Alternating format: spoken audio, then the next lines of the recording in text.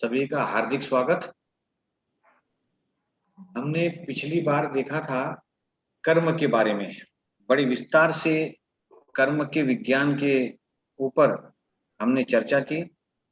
लाला भाई पटेल साहब ने बहुत गहराई में जाकर कैसे अलग अलग प्रकार के कर्म हमारे जीवन पे किस प्रकार असर डालते हैं।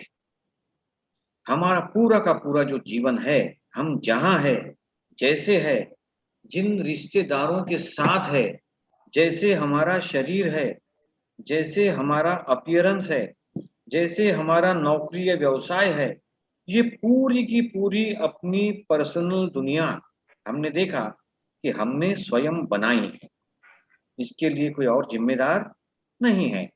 जो हमने किया, जो कर्म के बीज बोए, बस उसी में से जो बीज फलते फूलते गए और हमारा ही बोया हुआ पूरा का पूरा जीवन बाग हमें इस रूप में वापस मिला। अब एक प्रश्न ऐसा उभर के आता है इसमें, जो कर्म बीत गए वो तो अतीत बन गए, उसके लिए क्या इलाज है?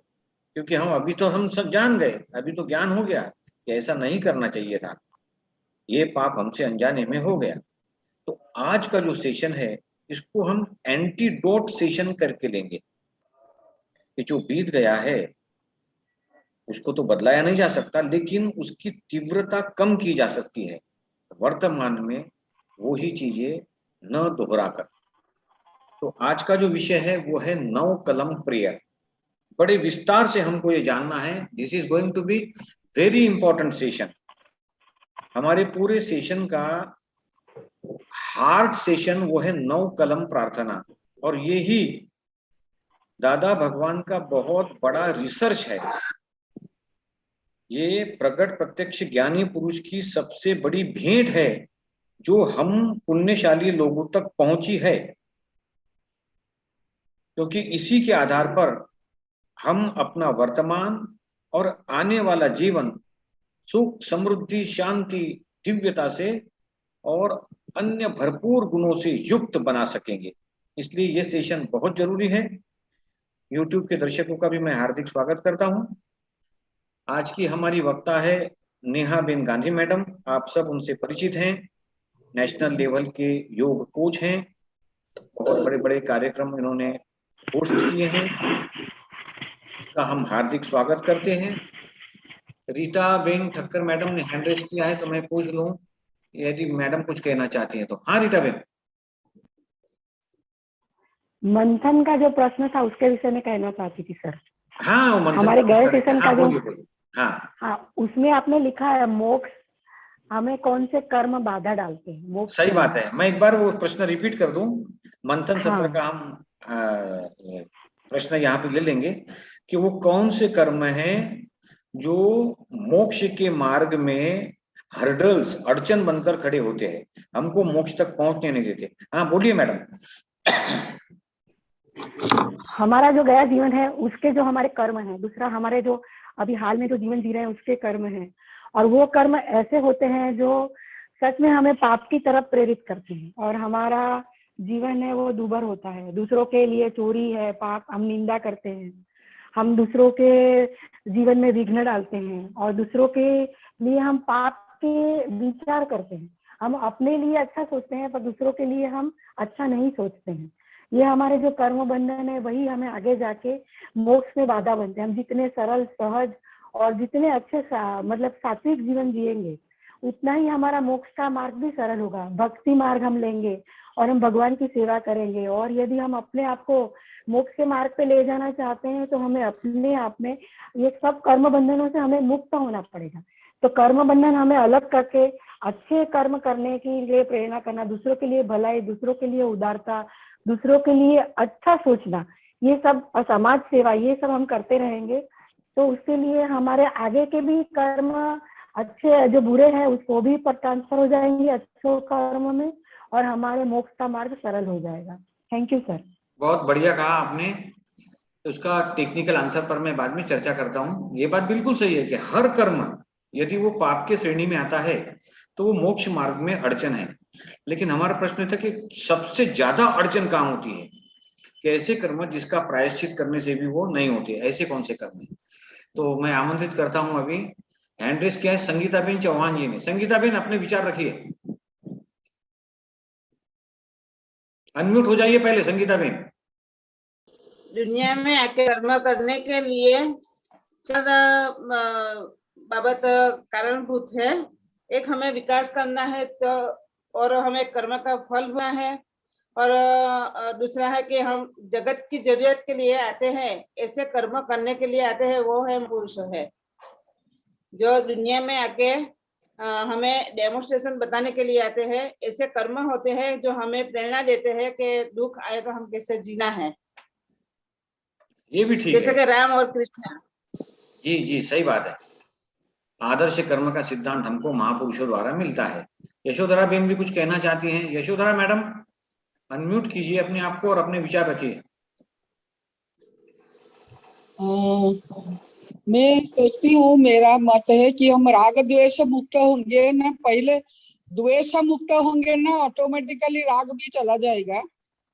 तो ये जो द्वंद्वात्मक ये है, राग द्वेष आसक्ति गुस्सा ये करना, मेनली द्वेष से मुक्त होंगे ना हम, मुक्ति के लिए मार्ग साफ हो जाएगा, क्लियर हो जाएगा। सही बात है मैडम। चलिए, सबने अपने अपने तरीके से सही जवाब दिया। अब इसका जो हमने स्लाइड में हमारे पिछले सत्र में जो लिया था वो है, मोक्ष के मार्ग में बड़ी अड़चन खड़ी करने वाले जो कर्म है वो है अंतराय कर्म। दूसरे कर्मों से तो हम मुक्त हो सकते हैं, अंतराय कर्म जो है वो बहुत ज्यादा घाती कर्म है, इनसे बचना है। किसी को लाभ पहुंचने से गलती से भी रोकना नहीं है। किसी तक ज्ञान पहुंचता है तो उसको रोकना नहीं है, किताबें छुपानी नहीं है। आज का तो युग ही शेयरिंग का एज है, this is the age of sharing. अच्छी बातें आती हैं तो उनका प्रचार प्रसार होना चाहिए। तो अंतराय कर्म जो है वो सबसे ज्यादा घातक है। बहुत बहुत धन्यवाद। अब मैं आमंत्रित करता हूं आज के वक्ता नेहा बेन गांधी मैडम, वो अब सूत्र संभाले। नेहा बेन आइए। जय सच्चिदानंद एवरीवन। मेरी आवाज आ रही है सर? हाँ मैम, बिल्कुल क्लियर है। चलिए, तो आज का हम बात करने वाले हैं 9 डायमंड्स फॉर एवरीडे प्रेयर। 9 कलमे। इसे डायमंड क्यों कहा गया है वो 5 मिनट के बाद हम बात शुरू कर देंगे। लेकिन बात शुरू करने से पहले मैं आप लोगों से कुछ पूछना चाहती हूँ, आपसे बात करना चाहती हूँ। लास्ट 2 सेशन चंद्रकांत सर ने बहुत अच्छे से लिए थे। कर्म का गूढ़ विज्ञान उन्होंने बहुत अच्छे से विस्तार से समझाया था। कर्म क्या होते हैं, क्यों होते हैं और किस तरह से हमारी लाइफ को अफेक्ट करते हैं। अब मैं आप लोगों से पूछना चाहती हूँ कि कर्म, क्या कभी ऐसा हो सकता है कि हम कोई कर्म करे ही ना? ये तो असंभव है, बिल्कुल नहीं। नहीं मैडम, कर्म तो हमें जिंदगी में करना ही है। आंसर दे सकते हो। कर्म कर्म तो ना हमें करना जिंदगी, भी एक कर्म ही है। कर्म सिद्धांत तो हमें कर्म करना ही ही है। पड़ता है, कोई भी काम, मतलब कोई कर्म भी कर्म ना हमारे करना भी एक कर्म है। एग्जैक्टली। हम अगर मानसिक कर्म भी करते ना हैं, भी सोचने का करे, वही भी कर्म ही है। कुछ ना भी करे तो कुछ ना करना भी कर्म है, और कुछ ना भी हाँ, और करे विचार करना भी तो कर्म है। एटलीस्ट हम ब्रीदिंग करते रहेंगे तो वो ब्रीदिंग भी कर्म हुआ, राइट? अच्छा, अब ये बताइए कि जब तक हम कर्म करते रहेंगे तब तक कर्म बीज पड़ता रहेगा। बात सही है? बिल्कुल। तो ये जो कर्म बीज है उससे मुक्ति कैसे पाए?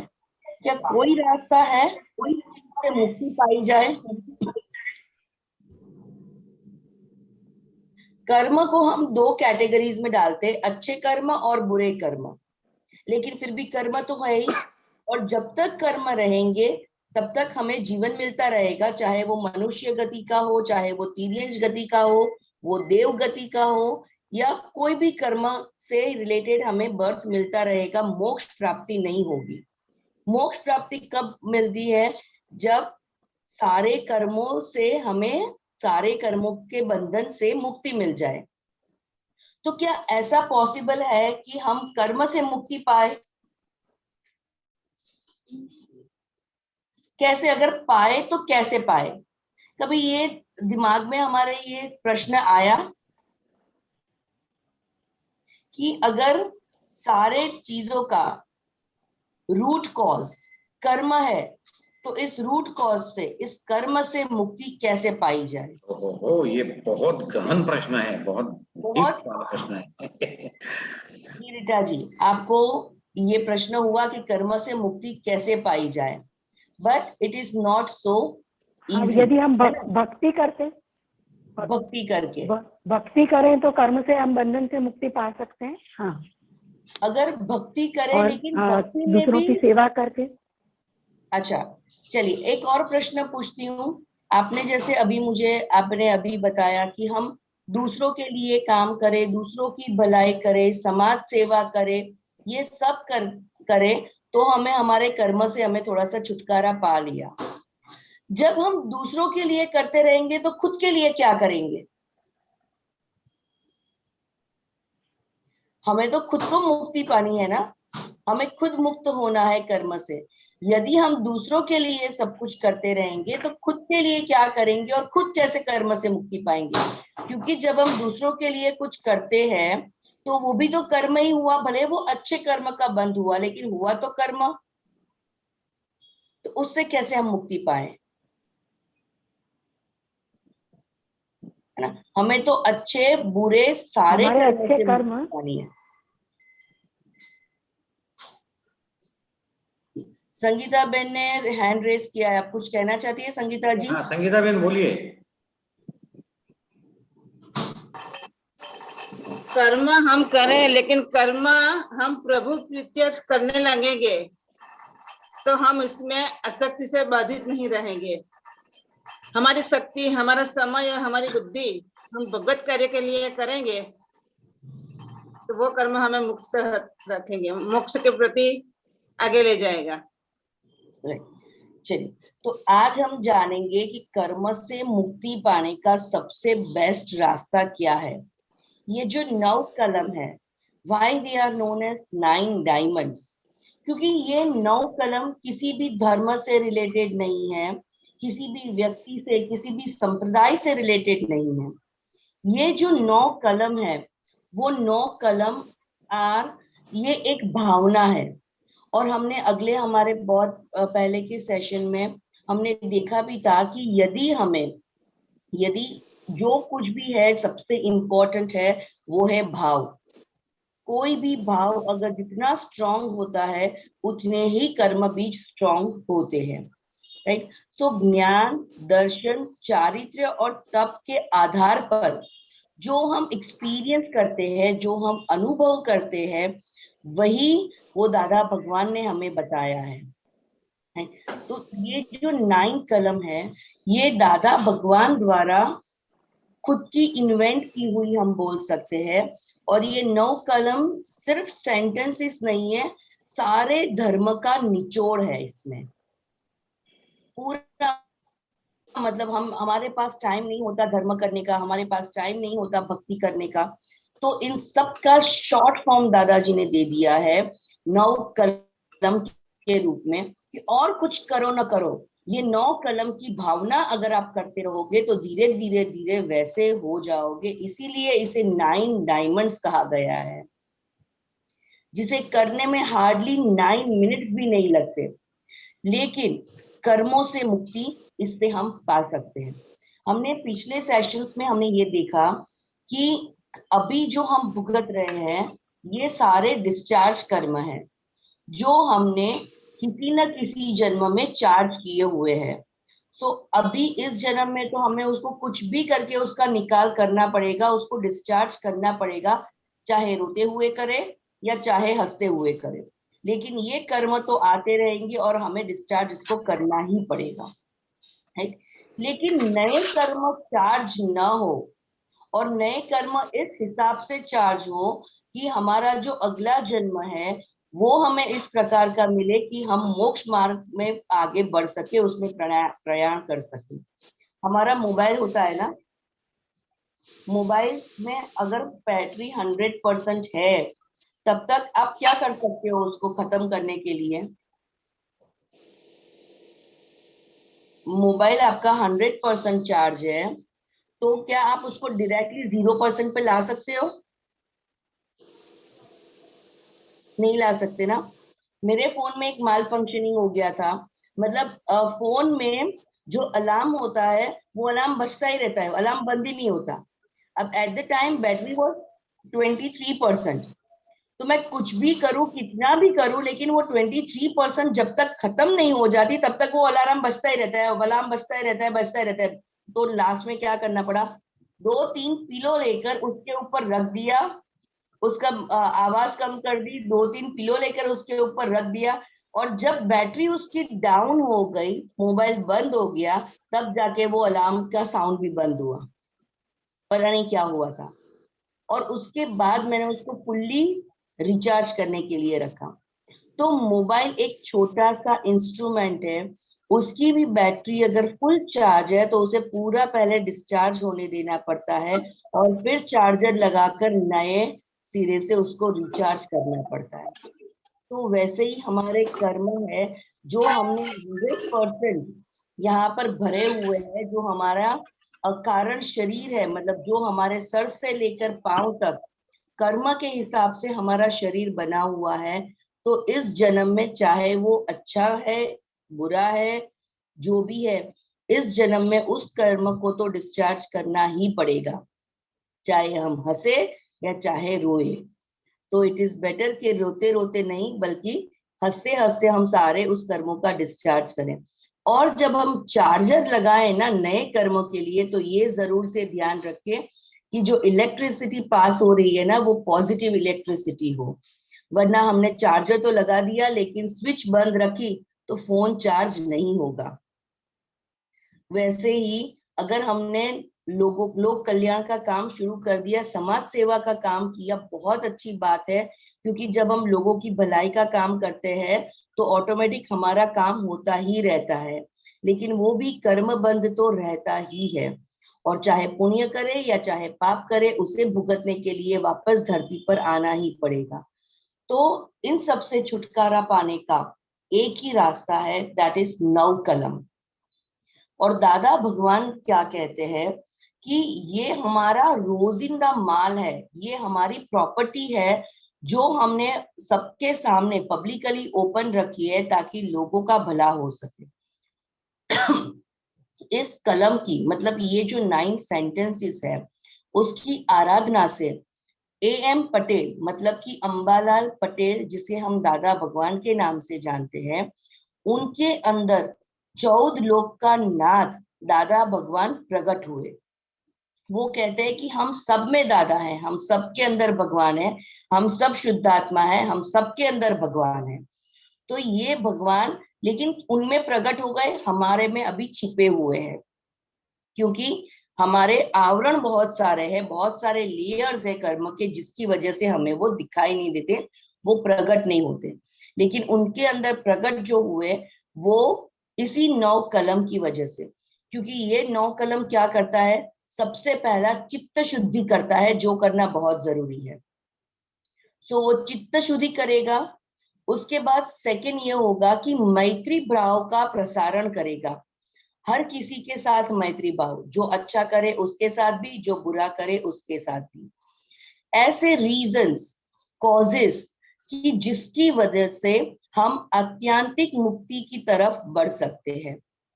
और हमारा जो पुनर्जन्म होगा वो भी इस तरह से होगा कि हमें ज्ञानी पुरुष का भेंट होगा और हम आसानी से मोक्ष मार्ग प्राप्त करेंगे। सब सहायक संजोग इकट्ठे होंगे, जिससे हमें मोक्ष मार्ग में जो भी हम काम करना चाहते हैं वो बहुत इजी हो जाएगा। ये जो 9 कलम की भजना है वो हमारे नेक्स्ट जन्म का भाव बीज है। जैसे हम भाव करेंगे वैसे ही हमारा नेक्स्ट बर्थ होगा। तो ये जो 9 कलम है वो नेक्स्ट जन्म का भाव बीज डालता है। ये करेगा क्या, तो आचार विचार एंड उच्चार, मतलब हमारा बिहेवियर, हमारी वाणी, हमारा वर्तन वो सुधारेगा। वैर ना, जैसे हमने बोला ना, संगीता जी ने बताया कि वैर भाव नहीं रखना चाहिए। अगर हम वैर भाव रखेंगे तो इससे भी बहुत खराब कर्म बंध पड़ेंगे। तो वैर भाव जो है, द्वेष भाव जो है, नफरत की जो भावना है, वो सारी भावना को रोक कर हमें प्रेम स्वरूप बनाएगा। दादाजी के साथ बातें करना अच्छा क्यों लगता है, उनके साथ बैठना क्यों अच्छा लगता है? बिकॉज वो खुद प्रेम स्वरूप थे। वही चीजें हमारे अंदर भी शुरू हो सकती है। ये एक ऐसा सामायिक है, ये एक ऐसा प्रतिक्रमण है जिसके अंदर हम बारिश को रोक नहीं सकते। बारिश अगर हो रही है तो हम बादल के ऊपर रूफिंग करके हम उसको रोक सकते हैं? No, it is not possible. लेकिन अगर हमने छाता ले लिया है, अगर हमने रेनकोट ले लिया है, तो एटलीस्ट अपने आप को प्रोटेक्ट तो कर सकते हैं ना, या तो फिर हम कम गीले होंगे। अगर बारिश में ऐसे ही चले जाएंगे तो हम पूरे गीले हो जाएंगे, लेकिन अगर हमने रेनकोट या छाता ले लिया है तो हम कम गीले होंगे। तो यही काम 9 कलम करता है कि जो इफेक्ट है, मतलब हमारे जो पूर्व जन्म में हमने जो कर्म बंध बांधे हैं, वो जो कर्म की असर है जो आज हमें बहुत तकलीफ दे रही है, बहुत पीड़ा दे रही है, बहुत दर्द दे रही है, उसमें हमें शांति मिलती है। उसमें हमें जो दुख है, जो तिरस्कार है, जो वैर भावना है, जो विषय की लोलुपता है, जो कर्कशता है, जो वाणी के जो हमारे जो भी खराब वाणी, कटु वाणी बोल के जो भी हम दोष करते हैं, वो सब धीरे धीरे धीरे कम होती जाती है। और इसमें जगत कल्याण की भावना है, और जगत, पूरे जगत के अंदर हम खुद भी रहते हैं। आखी ये दुनिया पामो सुख शांति, एक कविराज का पद है। आखी ये दुनिया पामो सुख शांति, पामी ले भावना दिल थी। आखी ये दुनिया मातु ये श्वसेच, कल्याण कर शे शिव श्री। मतलब पूरी दुनिया का, सारी जगत का कल्याण हो, ऐसी भावना हम दिल से हमें व्यक्त करनी है। क्योंकि अगर जब हम पूरी दुनिया की भावना के लिए, पूरी दुनिया के लिए हम सुख और शांति की भावना करते हैं, तो उस पूरी दुनिया में हम भी आ जाते हैं। हम जगत में ही रहते हैं, तो जब हम जगत कल्याण की भावना करते हैं, मतलब कि हम अपने खुद के लिए भी वही भावना कर रहे हैं। तो जगत कल्याण की भावना उस पे रहती है। और आत्मा, हम सब जिंदा है, दैट मीन्स कि हमारे अंदर आत्मा है। तो आत्मा की हाजिरी में ये हमने किया हुआ एक भाव उद्घोषणा है। हमने बहुत ही स्ट्रांगली ये भाव बीज डाले हैं, जो डेफिनेटली इफेक्ट में आएंगे ही आएंगे। ये जो बोलने से, ये 9 कलम बोलने से अच्छे और बुरे सारे कर्म जो है वो अपना एंडोर्समेंट नहीं होने देते, मतलब कि वो सिग्नेचर नहीं होने देते, मैं उसमें नहीं होता है, क्योंकि ये सारे जो है वो 9 कलम आत्मा की हाजिरी में होते हैं। और इसीलिए उसमें जो भी कर्म पड़ते हैं उसमें सिग्नेचर नहीं होती है। कर्म बंध जिसको आश्रव बोलते हैं, तो कर्म बंध भी नहीं रहता है। इसीलिए ये भावना करनी बहुत ज्यादा जरूरी है। वो कहते हैं कि इसमें अनंत शक्ति है। अनंत मतलब जिसकी कोई लिमिट ही नहीं है, अनलिमिटेड उसके अंदर शक्ति भरी है। और ऐसी शक्ति है उनके पास कि जो चाहो वो मिल जाए। लेकिन वो बार बार रिपीटेडली एक ही बात कहते थे कि वो गुजराती में कहते थे, मांग मांग मांगे मांगे ते आपू। उनका सेंटेंस था कि मांग मांग मांगे ते आपू, मतलब तेरे में जो ताकत है ना वो तू मुझसे मांग ले, मैं सब कुछ तू दे दूंगा। और फिर सेकंड सेंटेंस बोलते थे कि ऐसा मांगना कि दूसरी बार मांगने की जरूरत ना पड़े। और वो चीज क्या थी? तो मोक्ष, कि दूसरी बार मनुष्य जन्म लेना ही ना पड़े। और दूसरी बार हमारा जो ये स्वभाव है ना, भीख मांगने का स्वभाव, कि ये चाहिए वो चाहिए, ऐसा होना चाहिए वैसा होना चाहिए, वो सारे स्वभाव से हमें मुक्ति मिल जाएगी। और इसीलिए ये जो शक्ति मांगनी है हमें, और वो शक्ति कौन सी मांगनी है, तो अच्छे कर्म की शक्ति मांगनी है, जगत कल्याण की शक्ति मांगनी है, खुद के कल्याण की शक्ति मांगनी है। और ये शक्ति मांग मांग मांग करते रहने से अंदर अपने आप में एक एनर्जी पावर बूस्ट होता रहेगा, खुद के अंदर एनर्जी का संचार होगा और फिर कर्म अपने आप होता जाएगा। और इसे करने से, इसे करना कैसे है, तो बहुत ही हार्टली सिंसियरली करना है, और जिससे हमें सारी ब्रह्मांड की शक्ति प्राप्त हो, बिकॉज ये चीज बहुत ही अमूल्य है, अलौकिक है और अक्सर इलाज है। वो बोलते हैं ना रामबाण इलाज, तो ये रामबाण इलाज भी है किसी भी कर्म के लिए, किसी भी द्वेष के लिए, किसी भी दुख दर्द या तकलीफ के लिए। अब इसकी हम साइंटिफिक चर्चा करेंगे कि ये 9 कलम जो उन्होंने दिया है उसका साइंस क्या है, इसकी भजना करने से उन्हें जो चरित्र प्राप्त हुआ है वो हमें किस तरह से प्राप्त हो। तो स्टार्टिंग में ऐसे होता है कि हम सिर्फ रीड करते हैं, अंदर से भावना शुरू में तो नहीं आ जाएगी, है ना। शादी हुई तो इमीडिएटली तो प्यार नहीं हो गया, साथ में रहते रहते कुछ साल बिताने के बाद प्यार हुआ, और उसके बाद बुढ़ापा आया, बुढ़ापे में ऐसा हो गया कि भाई दोनों एक दूसरे के पूरक बन गए। मैंने तो यहाँ तक सुना है कि कुछ सालों के बाद पति पत्नी के फेस भी थोड़े थोड़े सेम दिखने लगते हैं, सच है या झूठ मुझे नहीं पता, लेकिन ऐसा मैंने सुना है, राइट। तो अगर जो चीज हम प्रैक्टिकली डेली करते रहते हैं तो उसमें इतना अगर सामंजस्य आ जाता है, तो ये भावना जब हम दिल से करेंगे, सिंसियरली करेंगे, हार्टिली करेंगे, तब डेफिनेटली हम वो स्वरूप में ढलते जाएंगे। तो ये अच्छा, अब आपने ये HSRC के अलावा बाकी बहुत सारे सत्संग तो अटेंड किए होंगे आप सबने,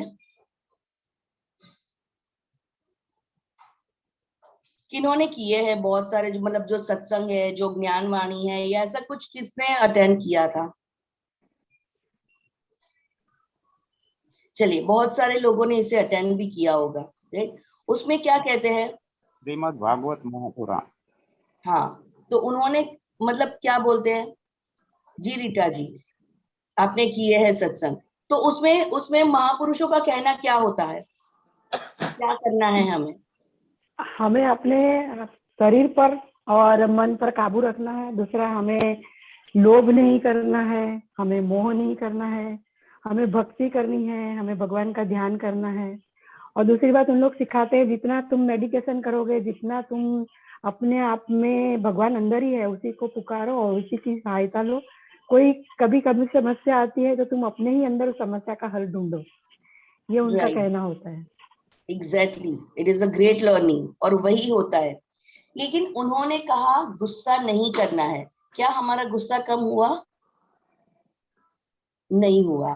गुस्सा नहीं करना है, फिर भी हमें गुस्सा आता है। कभी कभी ज्यादा गुस्सा आता है, राइट। सच बोलना है, लेकिन क्या एवरी टाइम पॉसिबल होता है कि हम सच ही बोले?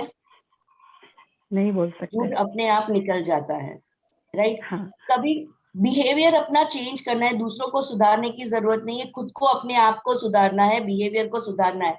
लेकिन क्या हमारा बिहेवियर सुधरा?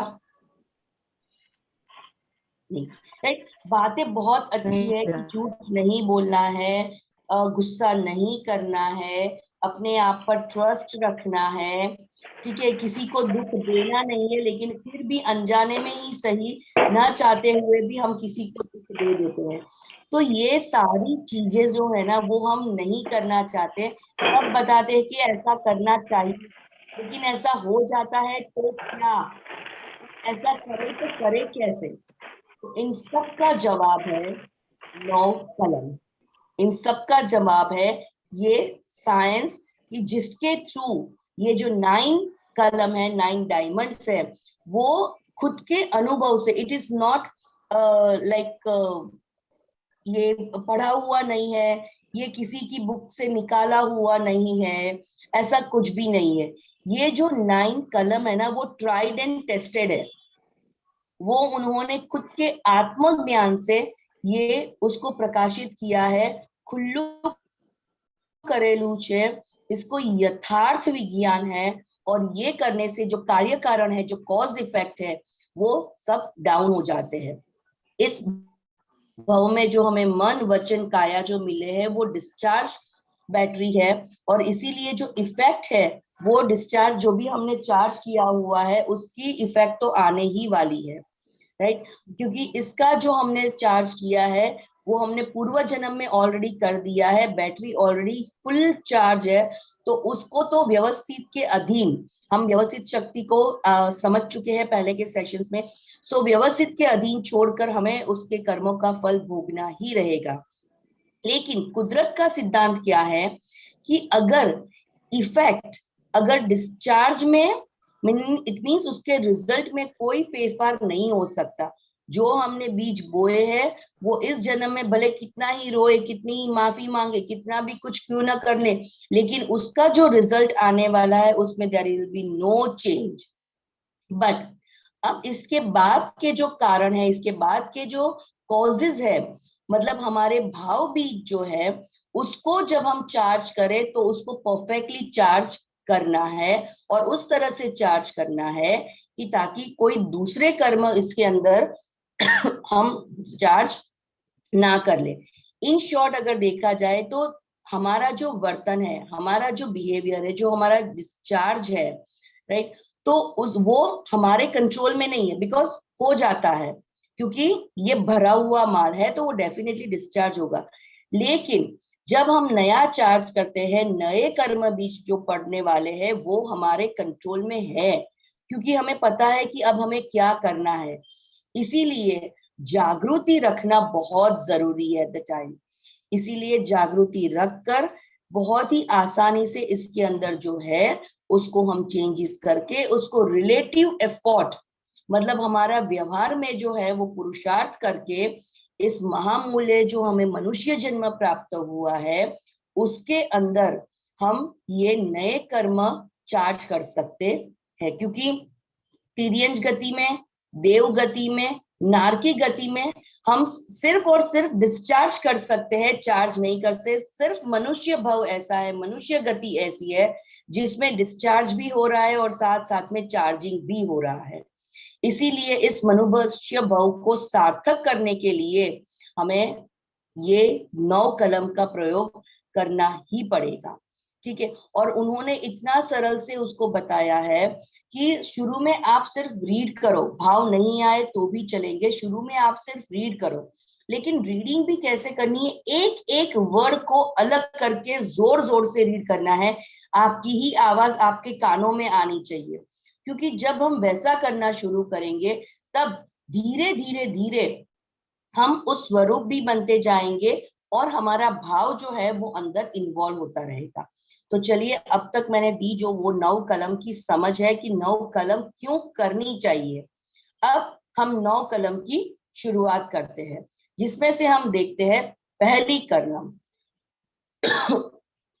पहली जो कलम है, ठीक है। तो पहली हमारी कलम है कि किसी का भी अहम ना डूबे। कोई भी व्यक्ति हो, हर किसी का अहम होता है। तो ये हम रीड कैसे करेंगे, पहले हम रीड करते हैं, उसके बाद हम इसका एक्सप्लेनेशन समझेंगे। 2 हाथ जोड़कर शांति से हर एक वर्ड को अलग करके हम इस को रीड करेंगे। हे अंतर्यामी परमात्मा, हे दादा भगवान, मुझसे किसी भी देवधारी जीवात्मा के अहम को किंचित मात्र भी अहम को दुख नहीं पहुंचे, दुख पहुंचाओ नहीं और दुख पहुंचाने का प्रयास भी ना करूं, किसी भी अनुमोदना मुझसे नहीं हो, ऐसी परम शक्ति प्रदान कीजिए। मुझसे किसी भी देहधारी जीवात्मा के अहम को किंचित मात्र भी ठेस नहीं पहुंचे, ऐसी स्याद्वाद वाणी, स्याद्वाद आचरण और स्याद्वाद मनन करने की मुझे परम शक्ति प्रदान कीजिए। इसी का गुजराती फॉर्म है, हे अंतर्यामी परमात्मा, हे दादा भगवान, મને કોઈ પણ દેહધારી જીવાત્માનો કિંચિત માત્ર પણ અહમ ન દુભાવાય કે દુભાવવા પ્રત્યે ન અનુમોદાય, એવી પરમ શક્તિ પ્રાપ્ત હો. મને કોઈ પણ દેહધારી જીવાત્માનો કિંચિત માત્ર પણ અહમ ન દુભાવાય એવી સ્યાદવાદ વાણી, સ્યાદવાદ વર્તન અને સ્યાદવાદ मनन करवानी परम शक्ति आपो। अब अहम मतलब क्या? हूं, मैं, हूंपणु, अपना मैंपन जो हर किसी के अंदर होता ही है। अब किसी भी जीवन को, कोई भी जीव का अहम दुभाना मतलब सबसे बड़ा हमने जो प्रॉब्लम है, सबसे बड़ा जो हमने एक कर्म कर लिया है, क्योंकि हर किसी को अपना अस्तित्व होता है, हर किसी की अपनी प्रेजेंस होती है, अपना अपना व्यू पॉइंट होता है। तो हमें we don't have any right कि हम किसी के भी अहम को दुभाएं। So ego is just a small thing, a very small thing of 3 letters, है ना, EGO, which can destroy a big 12 letter word, that is relationship। कोई भी ईगो, मैं क्यों करूं, उससे बात करने की शुरुआत मैं क्यों करूं, या फिर उसे हर बार माफ मैं ही क्यों करूं, ये जो मैं है, जब अहम बीच में आ जाता है, कितने सालों की रिलेशनशिप को ये ब्रेक कर देता है। तो ये जो अहम है, और वो हम सबने एक्सपीरियंस किया भी है, राइट। तो ये किसी के भी अहम को ठेस न पहुंचे, इसकी भावना हमें करनी है। और हमारे निमित्त के, मतलब हमारे आसपास में या हमारे सर्कल में या हमारे पहचान में जो कोई भी है, तो हमारे निमित्त से किसी भी जीव को थोड़ा सा भी दुख ना हो, और उसका अहम जो है वो बिल्कुल भी टूटे ना, उसका हमें ध्यान रखना है। हम किसी को बात बात में ऐसा बोलते, तुझे कुछ समझ में नहीं आएगा, जा बैठ जा, तू जाना, तेरी बुद्धि नहीं है, तुझे में अक्ल ही नहीं है, तुझे समझ भी नहीं आएगा, है ना। जब हम उसको उसका इंसल्ट कर देते हैं, उसको छोटी छोटी बात में उसकी इंसल्ट कर देते हैं, साव नक्कामो मानस है, उसको तो उसको समझ में ही नहीं आता, उसका तिरस्कार कर देते हैं। तो इससे उसका जो वो चाहे छोटा बच्चा हो या बड़ा हो या बूढ़ा हो, अमीर हो, सेठ हो, धनवान हो, या लारी वाला हो या भिखारी हो, उसके अंतःकरण को बहुत आघात पहुंचता है, बहुत ठेस पहुंचती है, और उसका जो अहम है वो उसके अहम को हम ठेस पहुंचाते हैं।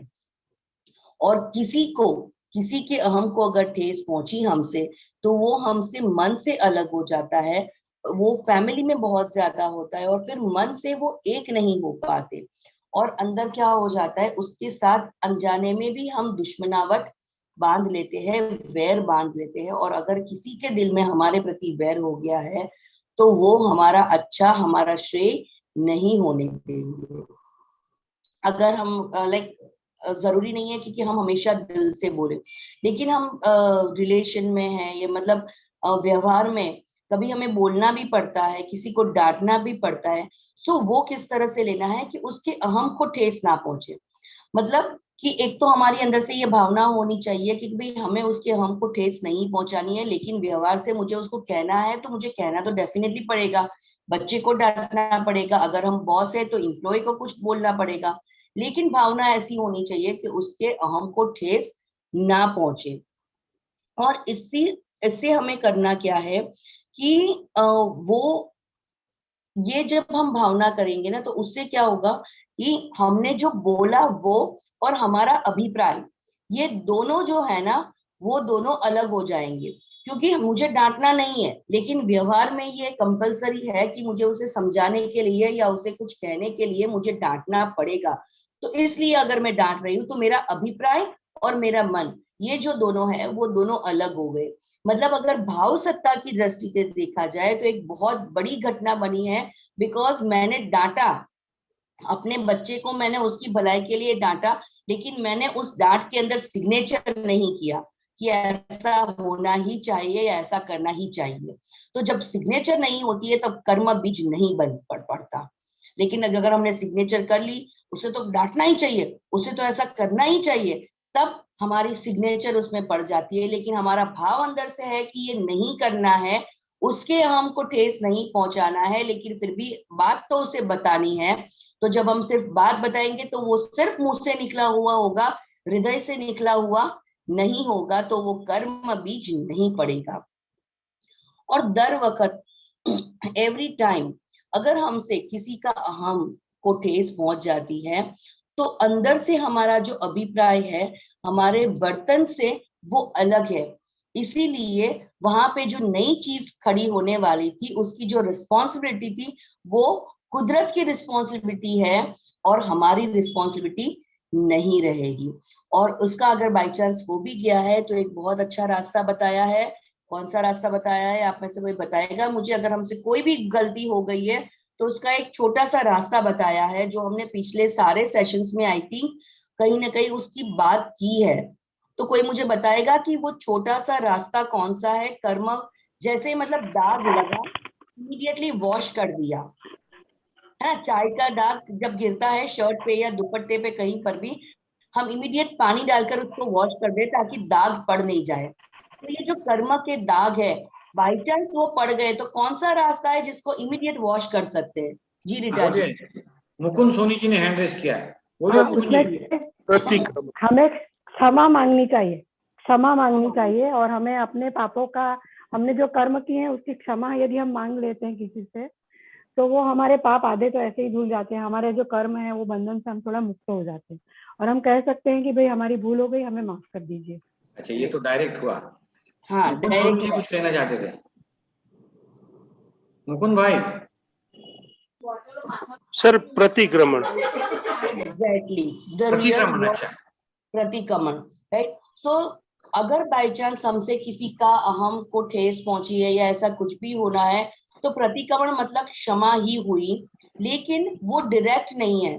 मुझसे कोई भी गलती हो गई है, वो पर्सन मेरे साथ में नहीं है, मेरे सामने नहीं है, लेकिन यहाँ पर बैठकर उस पर्सन के नाम से मैं प्रतिक्रमण कर सकती हूँ। और प्रतिक्रमण मतलब दूसरा मीनिंग क्या होता है? क्षमा के साथ साथ एक श्योरिटी, एक ऐसी भावना कि ये जो मुझसे गलती हो गई है वो दोबारा नहीं होगी और ऐसी दोबारा से मुझसे गलती ना हो उसके लिए हे परमात्मा आप मुझे शक्ति प्रदान कीजिए। राइट। अब यहाँ पर ये जो वर्ड है स्याद्वाद वाणी, स्याद्वाद आचरण और स्याद्वाद मनन। तो स्याद्वाद क्या होता है? स्याद्वाद मतलब कि किसी भी धर्म का या किसी भी जीव का किंचित मात्र भी मतलब एक डॉट जितना भी उसका जो प्रमाण है, उसका जो उसकी जो परिणति है वो उसको ठेस ना पहुंचे, वो डूबे ना, उस तरह से बोलना। मतलब ऐसे बोलना कि उसको चोट ना पहुंचे, उसको आघात न लगे, उसका दिल न टूटे। क्योंकि हर किसी का व्यू पॉइंट अलग है, हर किसी का भाव अलग है, हर किसी की दृष्टिकोण जिसको व्यू पॉइंट वो भी अलग है। तो हमें उनको समझना होगा कि वो कौन से व्यू पॉइंट से बोल रहा है या कौन सी भाव से बोल रहा है, ये हमें जानना चाहिए। और जब हम सामने वाले का व्यू पॉइंट समझ जाएंगे तो उसके व्यू पॉइंट को दुख ना पहुंचे उस तरह से जब हम बात करेंगे तो वो स्याद्वाद वाणी हुई। सिंपली अगर हम चोर को बोल देंगे तू तो चोर है, तू तो नालायक है, बेकार है, बहुत खराब है, लेकिन शायद उसकी भी मजबूरी होगी चोरी करने की, लेकिन उसके अहम को ठेस पहुंचा है, उसके अंतकरण को ठेस पहुंचा है। इसीलिए चोर के साथ भी अगर बात करते हैं तो उसका व्यू पॉइंट को भी दुख ना पहुंचे उस तरह से उसको उसके साथ व्यवहार करना चाहिए, उसे स्याद्वाद बोलते हैं। मतलब उसको सिंपली समझाना है कि भाई तू चोरी कर रहा है, ठीक है, वो तेरा बिजनेस है, तेरा पेशा है, तू कर ले, लेकिन इसके जो परिणाम है ना वो बहुत घातक आने वाले हैं। कि बाई चांस पकड़ा गया तो इस यहाँ पे कैसे आएगा कि भाई अगर तू पकड़ा गया तो पुलिस में जाएगा, मार खानी पड़ेगी और तेरी बदनामी होगी, परिवार की बदनामी होगी, और उसका फिर उसको दूसरी तरीके से कि भाई इसका व्यवहार में तो ये फल मिलने वाला है लेकिन आगे जाके क्या फल मिलेगा, तो भाई दूसरे जन्म में भी तुझे उसके फल भुगतने पड़ेंगे, वो स्याद्वाद वाणी होती है। राइट। इस प्रकार वाणी व्यवहार करना, इसलिए किसी भी भाव से किसी व्यू पॉइंट से कहते हैं हमें ये समझना चाहिए और सामने वाले का दृष्टि बिंदु समझकर उसके दृष्टि बिंदु को दुख नहीं हो उस तरह से हमें उससे के साथ बात करनी चाहिए, उस तरह से व्यवहार करना चाहिए। सो वो होता है स्याद्वाद वाणी, स्याद्वाद वर्तन और स्याद्वाद व्यवहार। चलिए अब हम दूसरी कलम की तरफ। अच्छा, फर्स्ट कलम में किसी को कोई डाउट या क्लियरेंस और कुछ चाहिए? ये थी हमारी फर्स्ट कलम। आप सबको अच्छे से समझ में आ गई है? हाँ मैडम। हाँ, किसी को कोई भी छोटा सा भी डाउट है और is there any question? Neha ma'am, जी सर। मैम आपको मेरी आवाज सुनाई दे रही है? एकदम क्लियर सुनाई दे रही है। मैम मेरा सवाल ये है कि हम जितना में संवाद रखेंगे, अगर हमारे किसी ने संवाद का गलत फायदा उठाया तो हमें क्या करना चाहिए? चुप रहना चाहिए या मुंह तो जवाब देना चाहिए? डिपेंड है कि वो पर्सन कौन है ना। अगर वो पर्सन सपोज आपका फ्रेंड है या कोई बाहर का आदमी या जो आपको गलत समझ रहा है, तो बहुत अच्छी तरीके से सलीके से उसको जवाब देना चाहिए। लेकिन अगर वो बात हमारे पेरेंट्स अगर हमें बता रहे हैं तो उसको समझना होगा कि वो कौन से व्यू पॉइंट से बोल रहे हैं। और दूसरा कि अगर पेरेंट्स के साथ है तो बिल्कुल भी आवाज ऊंची नहीं करके बहुत ही अच्छे से उन्हें एक्सप्लेन करना है, लेकिन खुद का गुस्सा रेज नहीं करना है, खुद की आवाज ज्यादा रेस नहीं करनी है। पहले शांति से समझाने की कोशिश करनी है कि भाई मेरा पॉइंट ऑफ व्यू ये था, मैं ये बात कहना चाह रहा था, लेकिन आपने बात को गलत समझा। और कभी अगर ऐसा लगे कि भाई सामने वाला समझने की कंडीशन में नहीं है तो एट द टाइम मौन रह जाना भी बेटर होता है, क्योंकि उससे बड़ा कोई हथियार नहीं होता। ठीक, चलिए अभी हम आ रहे हैं सेकंड पॉइंट पर, अन्य धर्मों के विनय संबंधी शक्ति प्रार्थना। जो दूसरे धर्म है, मैं जैन धर्म फॉलो करती हूँ, दूसरा कोई हिंदू धर्म फॉलो करता है, कोई क्रिश्चियनिटी को फॉलो करता है, कोई किसी और धर्म को, वैष्णव धर्म को फॉलो करता है, तो सारे धर्मों के प्रति हमें विनय होना चाहिए, भले हम उस धर्म को फॉलो करें या ना करें। तो उसके लिए जो प्रार्थना है वो प्रार्थना कौन सी है? हे अंतर्यामी परमात्मा, मुझसे किसी भी धर्म को किंचित मात्रा में दुख नहीं पहुंचे, दुख पहुंचाऊं नहीं या दुख पहुंचने वाले की अनुमोदना करूं नहीं, ऐसी परम शक्ति मुझे प्रदान कीजिए। मुझसे किसी भी धर्म की किंचित मात्रा में भी दुख ना पहुंचे, किसी भी मात्रा में भी दुख पहुंचे नहीं, ऐसी स्याद्वाद वाणी, स्याद्वाद वर्तन और स्याद्वाद मनन करने की मुझे परम शक्ति प्रदान कीजिए। इसी की गुजराती में प्रार्थना है, हे अंतर्यामी परमात्मा, મને કોઈ પણ ધર્મનું કિંચિત માત્ર પણ પ્રમાણ ન દુભાય, ન દુભાવાય કે દુભાવા પ્રત્યે ન અનુમોદાય એવી પરમ શક્તિ આપો। મને કોઈ પણ ધર્મનું કિંચિત માત્ર પણ પ્રમાણ ન દુભાવાય એવી સ્યાદ્વાદ વાણી, સ્યાદ્વાદ વર્તન અને સ્યાદ્વાદ मनन करवानी परम शक्ति आपो। इसका मतलब क्या है कि हमें कोई भी धर्म मतलब यहाँ पे कौन से धर्म की बात की है आप बता सकते? मतलब हिंदू, मुस्लिम, सिख, ईसाई, वो सारे तो धर्म है ही है, लेकिन यहाँ पर बात की गई है जो हम डे टू डे लाइफ में जो हमारे धर्म कर रहे हैं। पापा का धर्म अलग है, मम्मी का धर्म अलग है, मेरा धर्म अलग है।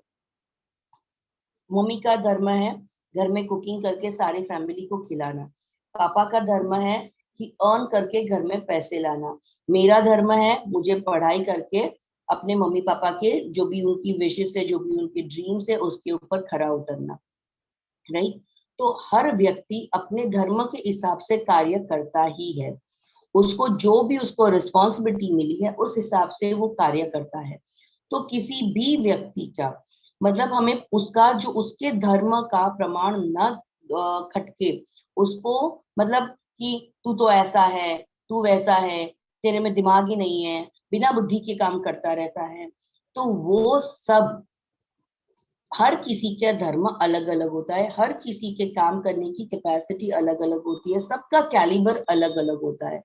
तो वो जानने के बाद ही उनसे बात करनी चाहिए।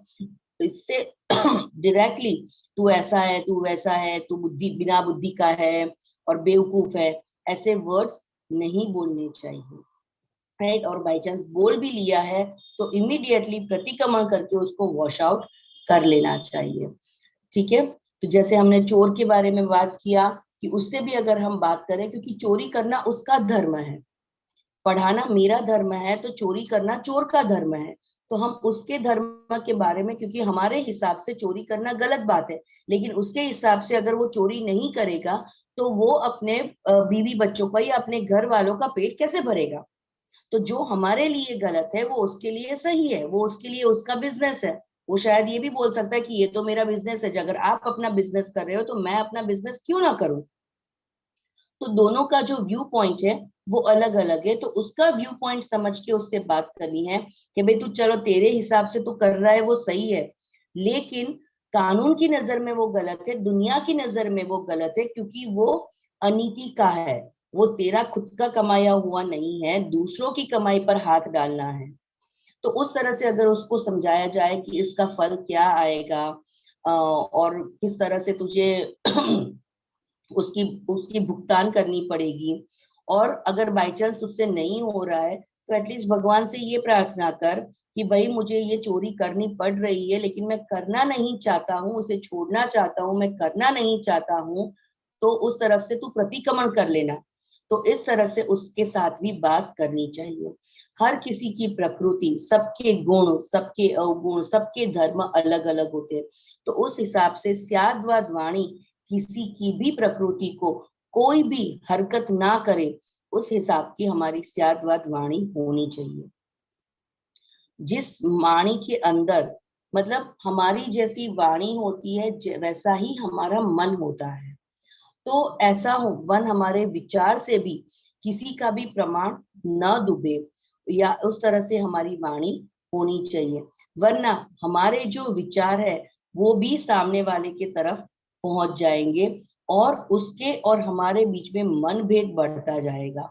वो कहते हैं ना, मतभेद हुआ तो चलेगा लेकिन मनभेद नहीं होना चाहिए, क्योंकि मतभेद तो बातें करके सल्यूशन ला सकते हैं, लेकिन एक बार अगर मन के अंदर गांठ पड़ गई तो वो कभी भी खुल नहीं सकती।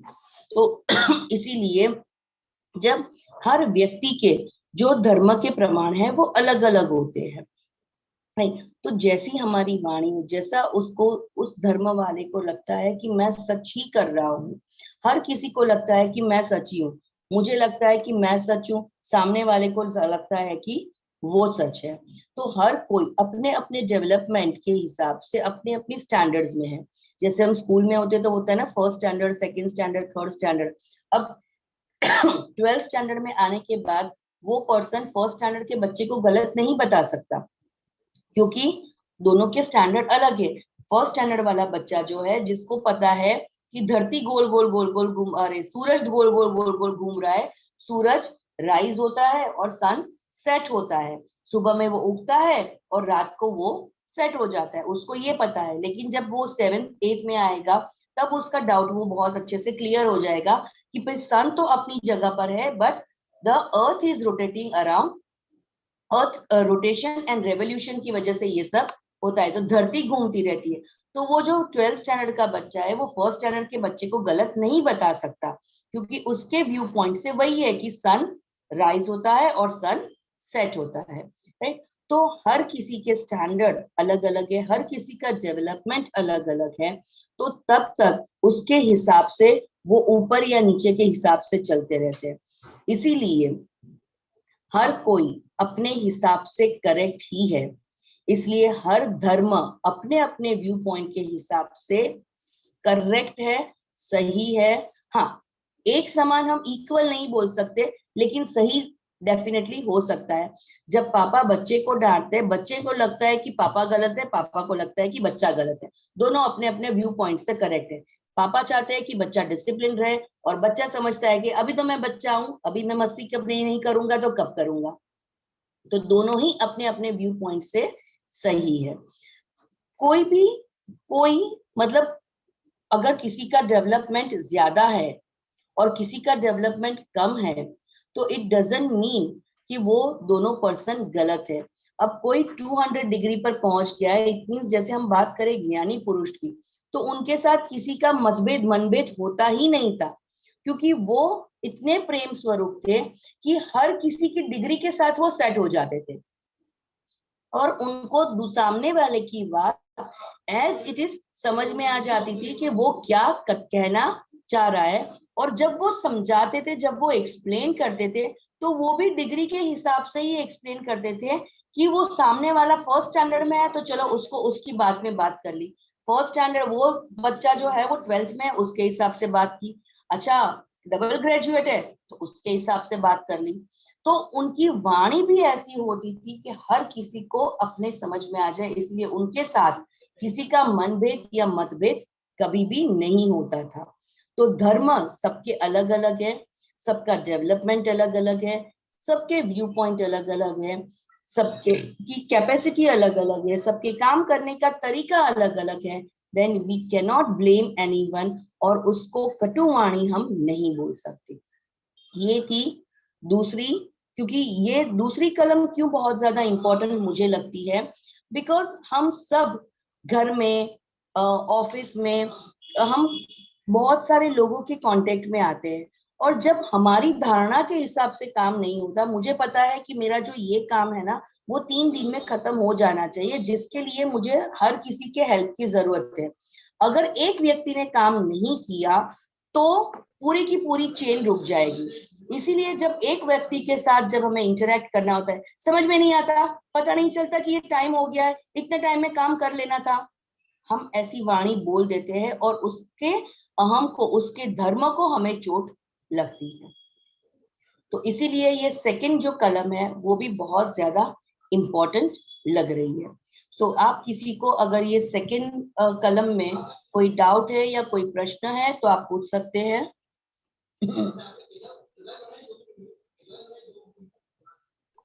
हाँ मैम, इसमें ये भी अर्थ शामिल है ना कि हम जैसे दूसरे धर्म हैं, अभी हिंदू, मुस्लिम, सिख, ईसाई, जो जिस धर्म का है उसी को वो सर्वश्रेष्ठ समझता है और उसको ऐसा लगता है कि जो दूसरा धर्म है वो काफी बैकवर्ड है।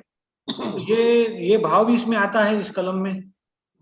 सर ये भाव भी आता है, लेकिन यहाँ पर जो जनरली धर्म की बात की गई है वो हमारे मन वचन काया से रिलेटेड जो धर्म है उस धर्म के बारे में ज्यादा फोकस डाला गया है। अच्छा। और ये धर्म सारे जो धर्म है, मतलब धर्म मतलब कोई भी धर्म समझ लीजिए, अगर हम दूसरों का विनय करना सीख गए तो दूसरे के धर्म का विनय करना भी हम अपने आप में सीख जाएंगे। सही बात है, सही बात है।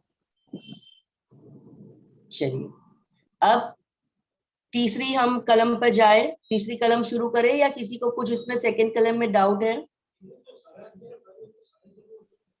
Excuse me ma'am. जी मैम मेरा सवाल ये है कि कुछ लोग ऐसे होते हैं जो कपड़ों देख के रिस्पेक्ट करते हैं, कुछ लोग ऐसे होते हैं जो बिना कपड़ों देख के जज करके रिस्पेक्ट करते हैं, तो इसका मतलब क्या है कि जो कपड़ों से रिस्पेक्ट करते हैं उसके बर्ताव से रिस्पेक्ट करते हैं? बेटा ये ना कलयुग चल रहा है तो इसमें ऐसा ही होगा कि अपीयरेंस से लोग जज करने की कोशिश करेंगे, है ना? लेकिन धीरे धीरे धीरे जब आपके जो गुण है, धीरे धीरे धीरे आपके अंदर की जो बातें हैं वो उनको समझ में आनी शुरू हो जाएगी। उसमें थोड़ा सा वक्त लगेगा, लेकिन जब उनको वो समझ में आना शुरू हो जाएगा तब धीरे धीरे धीरे लोग आपके कपड़ों की नहीं लेकिन आपके गुणों की प्रशंसा करना शुरू कर देंगे। And it is very common, आजकल के युग में ये बहुत कॉमन है। इसमें एक ना मुल्ला नसरुद्दीन जिनकी बहुत अच्छी स्टोरी भी थी, मैं सुनाऊं आपको स्टोरी? जी मैम सुनाइए। एक मुल्ला नसरुद्दीन तो आप जानते हैं ना, बहुत बड़े वो पुराने जमाने में हो गए मुल्ला नसरुद्दीन, जो बहुत वैचारिक शक्ति, बौद्धिक शक्ति उनकी बहुत ज्यादा थी। अब एक दिन मुल्ला नसरुद्दीन जो है वो कहीं पर शादी में जाना था, तो शादी में गए, लेकिन वो बाहर गांव थे, आउट ऑफ स्टेशन थे। वहां से जब वो रिटर्न हुए तो इमीडिएटली वहां पर शादी में चले गए, क्योंकि घर बंद था, घर पे कोई था नहीं, तो वो सीधे वहां पर चले गए शादी में। अब शादी में चले गए, अब बाहर गांव से आए तो पहले के जमाने में तो कहाँ व्हीकल्स थे, तो उनको घोड़े पे या वहां पर जाना पड़ता था ना, तो सारे कपड़े धूल वाले थे, मुंह पर भी सब धूल वूल ये सब लगी थी, उनकी दाढ़ी थी तो दाढ़ी पर भी धूल वूल ये सब लगी हुई थी।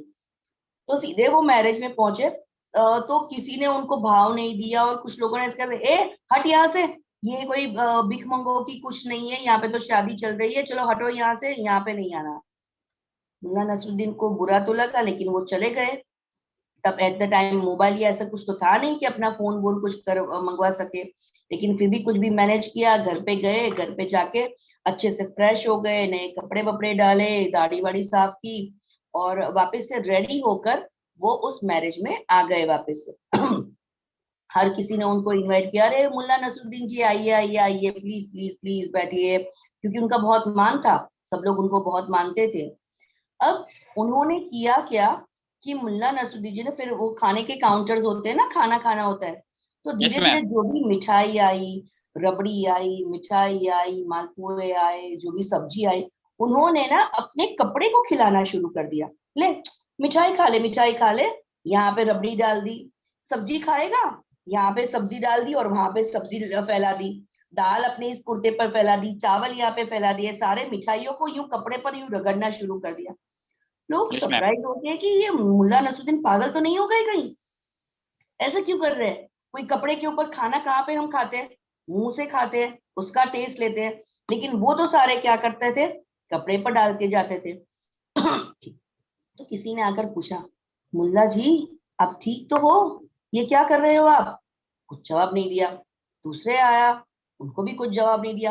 अब सारा ना वहां पर एक क्राउड जमा हो गया कि ये मुल्ला नसरुद्दीन कर क्या रहा है, क्योंकि सबको पता था कि वो बिना वजह कुछ नहीं करता, उतना इनका मान था, सब लोग उनको मानते थे कि ये बिना वजह कभी कुछ नहीं करते।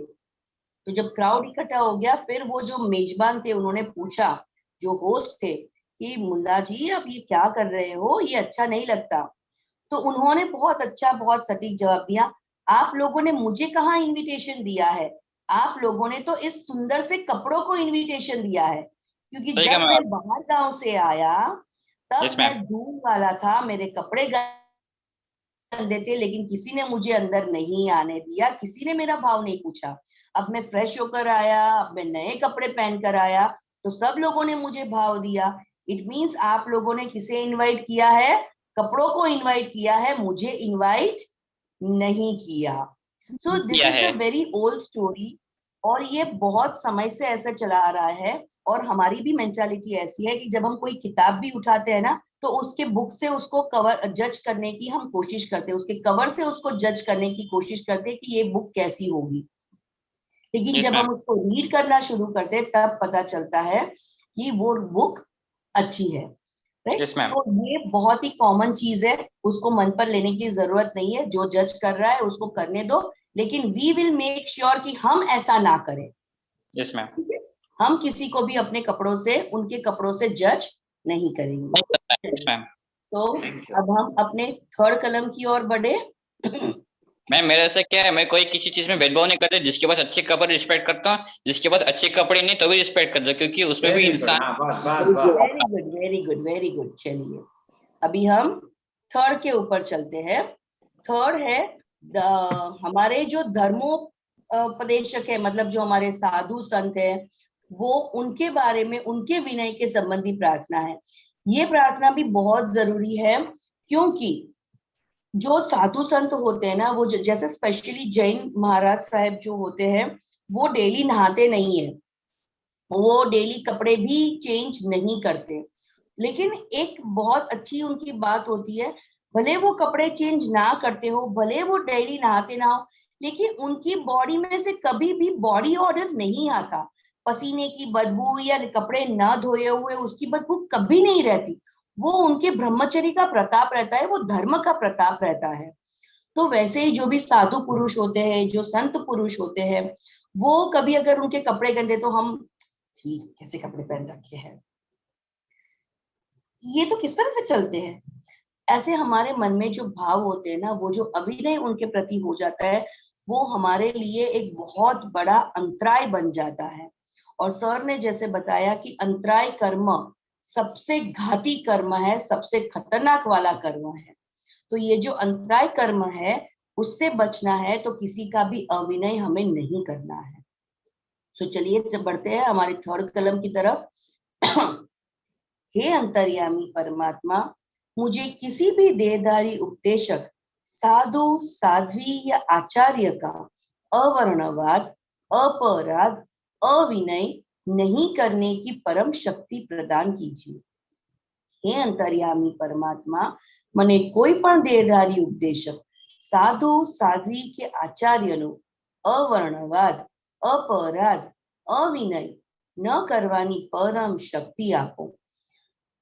साधु साध्वी मतलब जो नन होते हैं वो, आचार्य मतलब जो उनके बड़े आचार्य पदवी पर जो बैठे हैं वो, उनका अवर्णवाद। अवर्णवाद मतलब क्या कि वो जैसे है वैसे नहीं, लेकिन उनका उल्टा बताना। अब हमें भी पता है we all are human beings, हर कोई परफेक्ट नहीं है, हर किसी में हर सारे के सारे गुण नहीं है, किसी में कुछ अच्छा होगा, किसी में कुछ बुरा होगा, लेकिन हम अच्छाई न देख के उसके खिलाफ की जो वृत्ति है, उसके खिलाफ का जो उल्टा है, हम उल्टा ही बोलना शुरू करें, उसे कहते हैं अवर्णवाद। हमें वो पंडित नहीं पसंद है, हमें वो महाराज नहीं पसंद है, तो हमने उसकी बातों में तो कुछ दम नहीं है, वो तो ऐसे करता है, वो तो वैसे करता है, तो हम उसका अवर्णवाद करते हैं। लेकिन जब हमें उसकी अच्छाई के बारे में पता नहीं है, तो लोक वायका सुनकर, मतलब लोगों की बात सुनकर उनके लिए जो हम अभिप्राय बना देते हैं और उनकी जो हम बातें शुरू कर देते हैं, दैट इज कॉल्ड अवर्णवाद। कि जैसा है वैसा नहीं, उल्टा ही बोलना, वो अवर्णवाद हमें नहीं करना है। बट जैसे है वैसे अगर कहे कि हाँ ये पार्ट उनका थोड़ा सा वीक है लेकिन बाकी चीजों में वो बहुत अच्छे हैं, तो वो अवर्णवाद नहीं हुआ। अवर्णवाद हो गया बाई चांस, तो उसका इमीडिएट प्रतिक्रमण करना बहुत बहुत बहुत जरूरी है, ताकि वो दाग जो है वो वॉश आउट हो जाए, वरना वो हमारे लिए बहुत बड़ा अंतराय बन सकता है। अवर्णवाद अपराध, और अपराध तो हमें पता है कि कोई भी मतलब उसका बुरा करना या बुरा चाहना या खराब विचार करना, वो। अविनय और विराधना, अविनय मतलब क्या कि उसको जो करना है करे, मुझे उससे क्या फर्क पड़ता है, वो जिए या मरे, मुझे उससे क्या, तो वो उनका अविनय हो गया, वो भी नहीं होना चाहिए। और उनकी विराधना भी नहीं होनी चाहिए। विराधना मतलब कि रिवॉल्ट करना, लिटरली उनके अपोज में जाते हैं कि भाई ये तो है, वो गलत ही है, वो अच्छे है ही नहीं, उनमें तो कोई नॉलेज ही नहीं है, क्या बनकर अपने आप को साधु बना लिया है, क्या बोल समझ के अपने आप को पंडित बोल रहे हैं, उनके अंदर तो कुछ लेना देना नहीं है, ऐसी बातें नहीं, वो विराधना होती है। आई रिमेम्बर द इंसिडेंट कि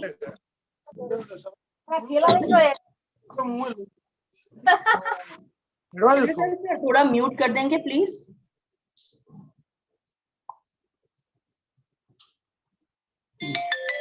तो विराधना, आई रिमेम्बर द इंसिडेंट्स कि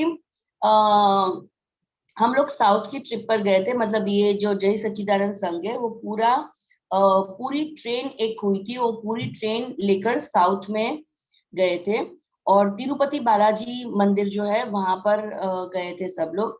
सो दादाजी भी थे साथ में, हम सब लोग मतलब सत्संग भी करते थे, घूमने भी जाते थे, सारा वहां पर प्रोग्राम बहुत अच्छे से सेट किया हुआ था। तो हमने देखा कि साउथ में ना बहुत ज्यादा पॉवर्टी है, और मतलब जनरली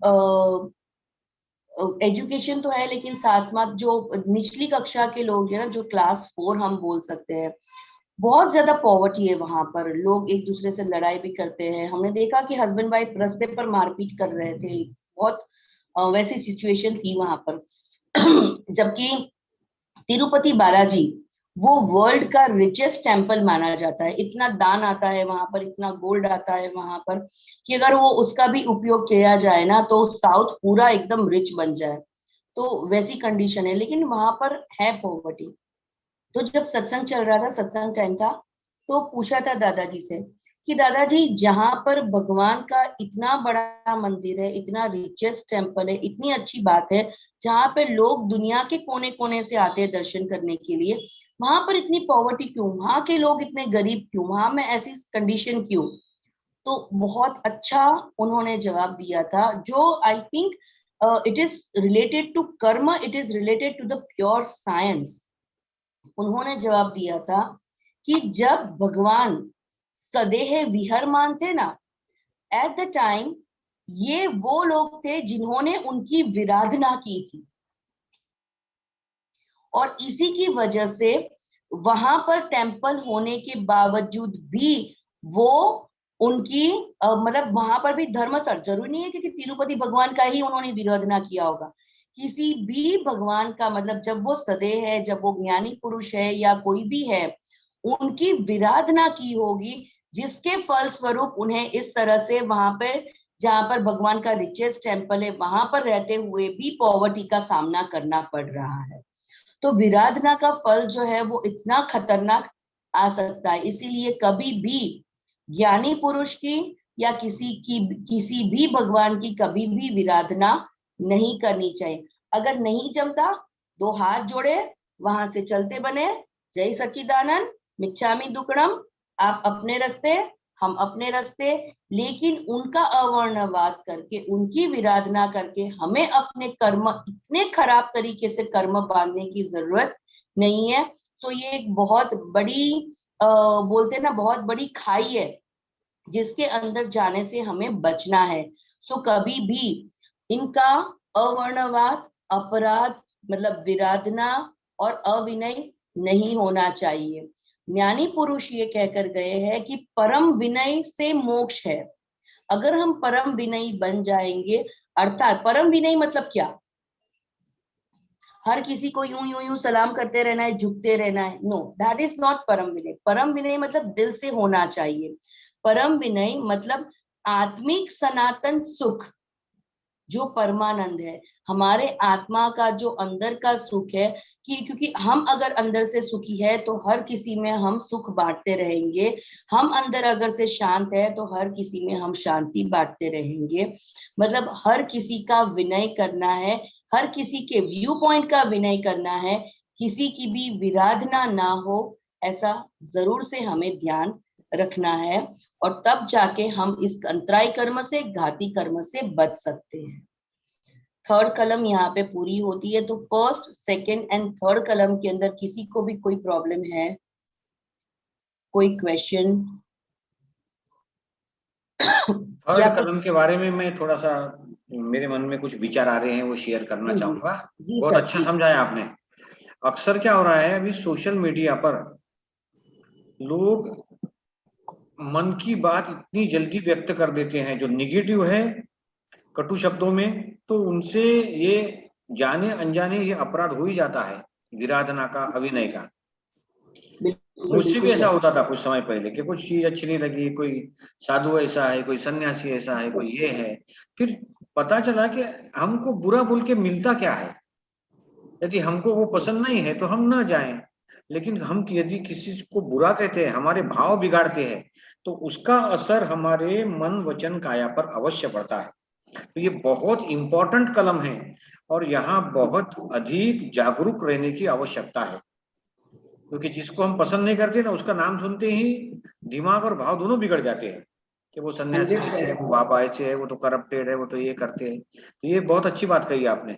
हम अपने भाव बिगाड़ कर अपने कर्म क्यों ये करें? सही बात है, बहुत अच्छी बात है। Thank you ma'am. जैसे, और आपने बहुत सही कहा सर कि सोशल मीडिया, आज कोई भी एज के पर्सन है, सोशल मीडिया की बातों से बहुत ज्यादा इन्फ्लुएंस हो जाता है।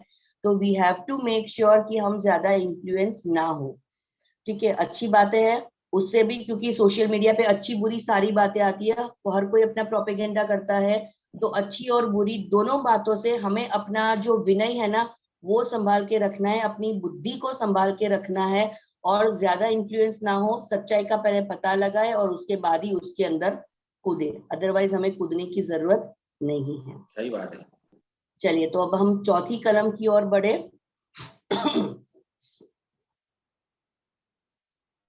चलिए, चौथी जो हमारी कलम है वो है अभाव तिरस्कार नहीं करने संबंधी प्रार्थना। द्वेष भाव, हेट्रेड, नफरत, इन सब से हम कैसे बचे रहे, उसके रिलेटेड हमारी ये कलम है। हे अंतर्यामी परमात्मा, मेरे द्वारा किसी भी देहधारी जीवात्मा के प्रति किंचित मात्र भी अभाव या तिरस्कार कभी भी किया नहीं जाए, नहीं करवाऊं, और करने वाले की अनुमोदना नहीं करूं, ऐसी परम शक्ति प्रदान कीजिए। हे अंतर्यामी परमात्मा, મને કોઈ પણ દેહધારી જીવાત્માનો કિંચિત માત્ર પણ અભાવ તિરસ્કાર ક્યારેય પણ ન કરાવાય કે કર્તા પ્રત્યે ન अनुमोदाय एवी परम शक्ति आपो। किसी के लिए हमें अभाव हुआ, मतलब अच्छा भाव नहीं हुआ, तिरस्कार हुआ अंदर से, अरे यार ये कहाँ पर आ गया, अब ये बोलना बंद करे तो अच्छा है, ये यहाँ से जाए तो अच्छा है, कितना गंदा है, छी। सो ये सब जो हमें तिरस्कार हुआ, तो वो उस तिरस्कार का फल भी विराधना के जैसा ही होता है, और इसका खूब खूब खूब पश्चाताप करना चाहिए और एक प्रतिज्ञा लेनी चाहिए कि किसी भी संजोग में मैं ऐसा फिर से नहीं करूंगा, क्योंकि किसी भी व्यक्ति का तिरस्कार करना मतलब उसके अंदर रहे भगवान का तिरस्कार करना माना जाता है। और यदि भगवान का तिरस्कार किया तो हमारा जो विनय है, हम विनय चूक गए, और अगर अभिनय कर दिया तो उसका फल कैसा आता है हमने ऑलरेडी देख लिया है। तो किसी भी व्यक्ति के प्रति किंचित मात्र भी जब तक हमें तिरस्कार होता है, तब तक हम वितरागता प्राप्त नहीं कर सकते। और मोक्ष के लिए ये अत्यंतिक कल्याणक है कि वितरागता होनी ही चाहिए। वितरागता मतलब क्या? किसी के प्रति भी हमारा भाव न बिगड़े, किसी के प्रति भी हमें न तो द्वेष हो न राग हो, हर किसी के प्रति समभाव। दादाजी जी को अगर कोई पीठ थपथपाता या उनके बहुत ज्यादा प्रेस करके जाता तो भी उनके लिए समभाव, उनके लिए स्माइल एंड उनके लिए आशीर्वाद। जो उन्हें गाली देकर जाता, जो उन्हें नहीं बिलीव करता, कुछ बोल के जाता, उनके लिए भी स्माइल, समभाव, प्रेम और आशीर्वाद। ठीक है, तो वितरागता मतलब कि कोई अच्छा करे बुरा करे कैसा भी करे, हमारे अंदर का भाव, हमारे अंदर की परिणति चेंज नहीं होनी चाहिए। ऐसी वितरागता जो अत्यंत ही कल्याणकारी है और जो मोक्ष मार्ग का फर्स्ट स्टेप है। और मोक्ष मार्ग के लिए अगर वितरागता नहीं हुई तो ये पॉसिबल नहीं होगा। इसीलिए बहुत जरूरी है कि हम वितराग मार्ग पर चले। और वितराग मार्ग मतलब क्या? किसी के भी अहम को ठेस न पहुंचे, किसी का भी व्यू पॉइंट को हम गलत न बोले, किसी भी धर्म का प्रमाण हम न दुबाए, किसी भी साधु संत का अविनय विराधना अपराध ना करे, किसी भी पर्सन को उनके प्रति अभाव या उनके प्रति तिरस्कार ना करे।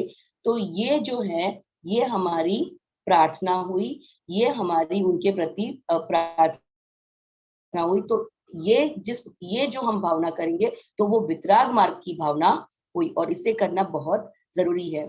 एक दादाजी ने जो बताया था ना, वो जैसे छिपकली होती है ना, लिजर्ड, तो लिजर्ड से जनरली सबको बहुत ज्यादा डर लगता है, या मतलब चीड़ चढ़ती है लिजर्ड को देखकर, या ऐसा कुछ होता है, या कॉकरोचेस को देखकर, स्पेशली गर्ल्स को, वुमेन को, उनको ये कॉकरोच जो है, ये जो लिजर्ड है, उनको देखकर पता नहीं कुछ इरिटेशन या ऐसा कुछ होता है, तो हम तिरस्कार करते हैं, छी लिजर्ड या ऐसा कुछ, या हमारे मतलब भाव तुरंत ही बिगड़ जाते हैं उनको देखकर।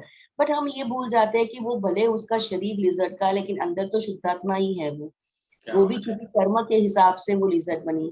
तो दादाजी ने ना बहुत अच्छा मुझे टोका था उस बार, वो जो चिकरी चढ़ती है, तिरस्कार होता है ना, ऐसा कुछ होता है ना, या बहुत ज्यादा किसी के प्रति मोह होता है कि मेरा घर है। मैं ना बहुत पॉजेसिव थी, जब हमने नया घर लिया था तो I was very possessive about कि घर पे एक भी खिल्ली नहीं मारनी है, वॉल को बिल्कुल भी गंदा नहीं करना है, it has to be decorative. मतलब चद्दर अगर मैंने बिछाई है बेड के ऊपर तो एक भी सिलवटे उसके ऊपर नहीं होनी चाहिए, कोई भी उसको गंदा करे। मतलब मेरी मम्मी भी मुझसे डरती थी, मेरी सिस्टर भी मुझसे डरती थी कि अगर ये घर पे आई ना तो उससे पहले ठीक कर दो, वरना इसकी किसकी शुरू हो जाएगी। शादी से पहले की बात कर रही। तो कुछ बात हुई तो दादाजी से ये सब बात हुई, तो पता है क्या बोलते हैं, जिसके प्रति सबसे ज्यादा मोह होना, बोलते हैं ये 4 दीवारी है, मोह छोड़ दे इसका, वरना यहीं पर छिपकली बनकर घूमती रहेगी। बहुत बड़ी बात थी ये। कि भौतिक चीजों के प्रति जो हमें प्रेम होता है ना, तो वो भी हमें खींचकर वहीं पर लेकर जाता है। और दूसरी बात मैंने बोला, छी छिपकली, दादाजी कुछ अच्छा बताओ ना, मैं वॉल क्लॉक बन जाऊंगी, छिपकली नहीं बनना है। तो कि छिपकली का तिरस्कार किया ना, तो एक भाव में छिपकली भी बनना पड़ेगा। तो किसी का भी तिरस्कार मत करना। तो एक ही जो एक बहुत ज्यादा मोह था उसका, और जो तिरस्कार किया उसका, उन दोनों को मिलाकर दादाजी ने इतनी अच्छी बात बता दी कि अब मुझे सीरियसली, मुझे घर का कोई, हाँ, घर अच्छा रखना, सुंदर रखना, वो हर लेडी को अच्छा लगता है। इट इज नॉट लाइक कि गंदा पड़ा रहे, बट ठीक है, उसके अंदर जो मैं इन्वॉल्व हो जाती थी कि नहीं ऐसा ही होना चाहिए, वो जो था वो सब निकल गया। और अब अगर कोई छिपकली को देख के या कॉकरोच को देख के कोई भी बोलता है ना छी यू, तो मेरे मुंह से सिंपली ये छी यू नहीं निकलता, ये निकल जाता है, अरे यार वो भी बेचारा जीव है, निकल जाएगा, वो कुछ हमें हार्म नहीं करने वाला। तो उससे छुटकारा इस, हाँ मैं कॉकरोच से अभी भी डरती हूँ, इट्स नॉट लाइक कि नहीं डरती, उसको देखकर भाग जाती हूँ, लेकिन तिरस्कार नहीं करती। तो ये जो उन्होंने समझाया था उसके थ्रू ये थोड़ा सा चेंजेस हमारे अंदर आया। तो ये अगर भावना हम करते रहेंगे तो बहुत इजीली हम अपने कर्मों से छुटकारा पाते रहेंगे, और बहुत अच्छे से हम अपने नए कर्म चार्ज कर सकेंगे, और हमारा अगला जो भाव है वो हम सुधार सकेंगे। सो बाकी की जो कलमें हैं, आज हमने 4 कलम की है, टोटल 9 आर देयर, बाकी की 5 हम नेक्स्ट संडे करेंगे। आज क्योंकि 9 कलमों के बारे में जानना बहुत ज्यादा जरूरी था कि ये 9 कलम है क्यों, why they are known as 9 diamonds, और पूरे धर्म का, सारे धर्म का सार, सारे धर्म का निचोड़ इस 9 कलम में डाल दिया है। तो उसको समझना बहुत जरूरी था, इसीलिए मैंने आज पहले 9 कलम के बारे में एक्सप्लेन किया कि चित्त शुद्धि मतलब 9 कलम, विकारों से मुक्ति मतलब 9 कलम, वाणी की शुद्धता मतलब 9 कलम, जगत कल्याण की भावना मतलब 9 कलम, द्वेष में से प्रेम स्वरूप होना मतलब 9 कलम, तिरस्कार में से एक रूप होना मतलब 9 कलम। तो ये आज हमने अपनी 4 जो 9 कलमे में से 4 कलम हमने आज देखी।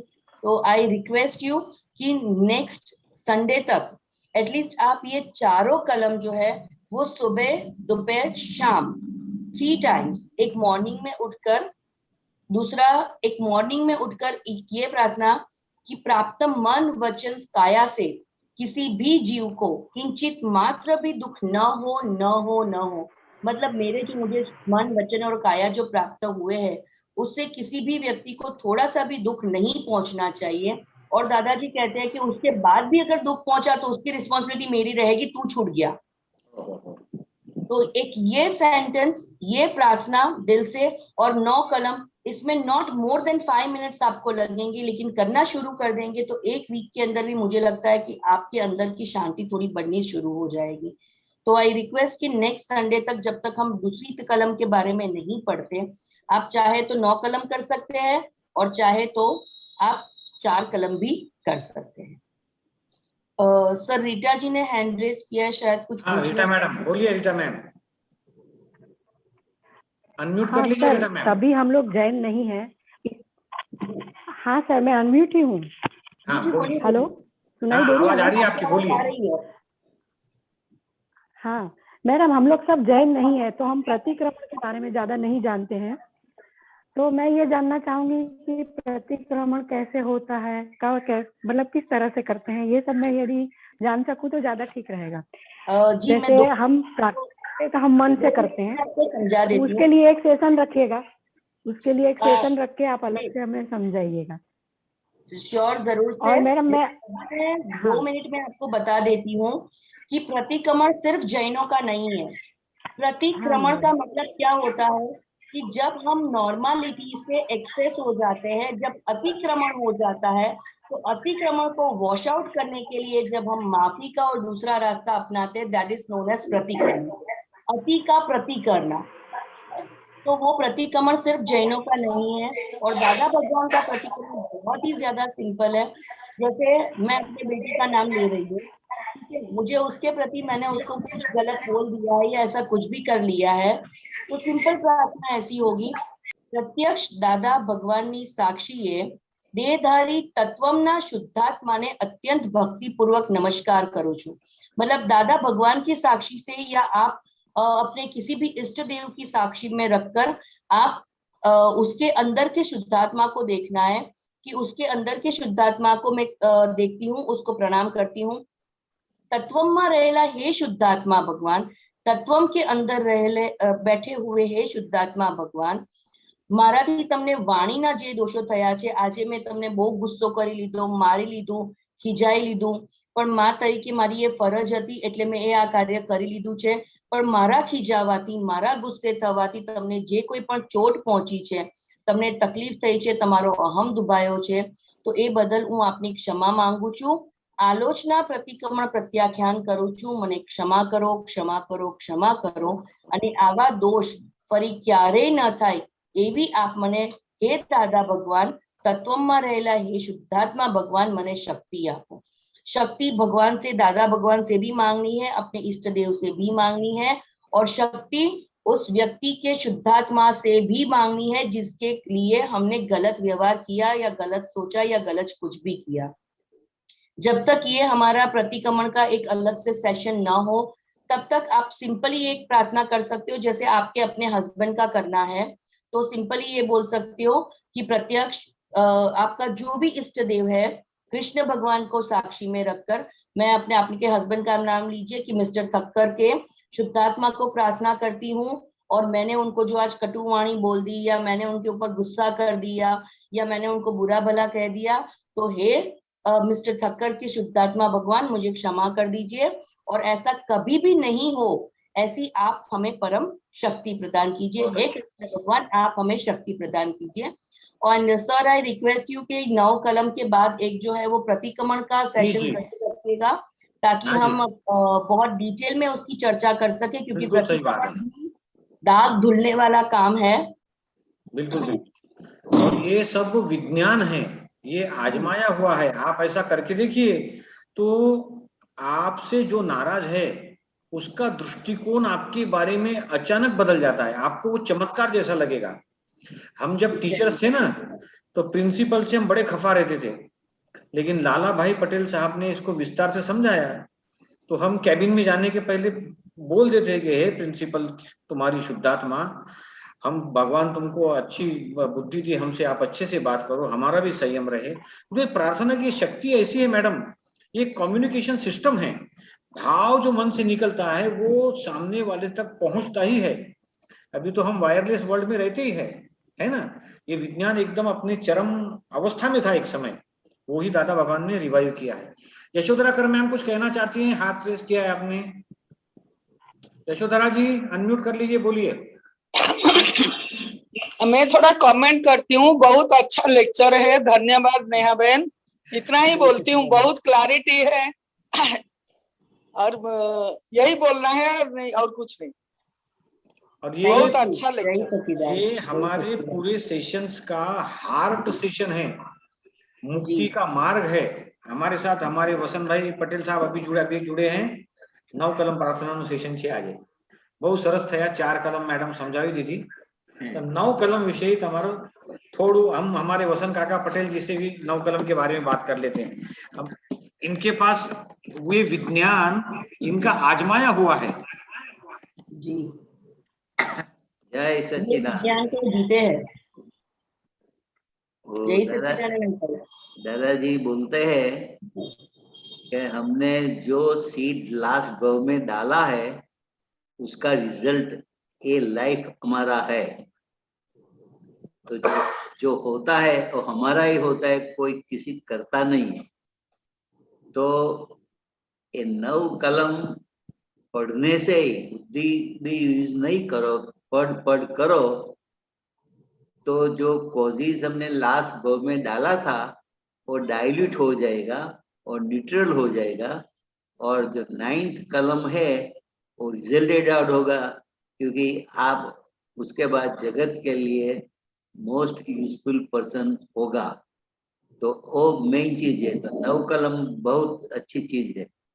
एक दफा मंदिर पे एक आदमी आया तो बोलते हैं कि I want to give service at the temple, लेकिन मेरा माइंड नहीं चलता है, मेरा मगज नहीं चलता। मैंने बोला कि आपका माइंड नहीं चलता है तो आप कैसे सेवा कर सकेंगे?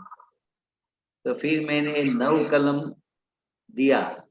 मैंने बोला रोज 2 दफा आप पढ़ो उसको, और वीक के बाद मंडे को मेरे को फोन करो। तो 7 दिन के बाद मंडे को उसका फोन आया। उसने बोला वसंत भाई my life has been change. और वो पर्सन बड़ी इंग्लिश मीडियम स्कूल स्वामीनारायण का हेड मास्टर था, देखो। और उसका लाइफ रूपांतर हो गया, तो अभी ये रिसर्च सेंटर के लिए निमित्त हो गया। तो हमको जरूरत हो तो हेल्प करते हैं। तो 9 कलम बस पढ़ करो, बुद्धि का उपयोग मत करो। यही मैसेज है दादा भगवान का भी। जय सच्चिदानंद। जय सच्चिदानंद। थैंक यू वेरी मच वसंत काका। तो हमने देखा कि हमको करना भी नहीं है ऐसा कर्म जिससे दुख हो, और किसी की अनुमोदना भी नहीं करना है। इसमें अनुमोदना शब्द का महत्व भी समझ लेना प्लीज, कि योग दूसरे की विराधना कर रहा है, उसको सपोर्ट भी नहीं करना है। ये भी नहीं कहना है कि हाँ तुम्हारी बात सही है, वो तो ऐसा ही है। तो बहुत सावधानी रखनी है। जरूर हमारे कोई पुण्य कर्म है जिसके कारण हमको इस युग में 9 कलम 9 प्राइसलेस डायमंड्स प्राप्त हुए। नेहा बहन ने बहुत विस्तार से बहुत अच्छे से समझाया। Thank you very much Neha ma'am. अगले सत्र में मिलते हैं और बची हुई 5 कलमों पर भी हम चर्चा करेंगे। ये विज्ञान है, इसका वैज्ञानिक तरीके से हम प्रयोग करें और सभी का जीवन मंगलमय हो, यही दादा के चरणों में प्रार्थना। Thank you very much. मिलते हैं अगले सत्र में। बहुत बहुत धन्यवाद। जय सच्चिदानंद सर। जय सच्चिदानंद। जय सच्चिदानंद सर। जय सच्चिदानंद। No problem.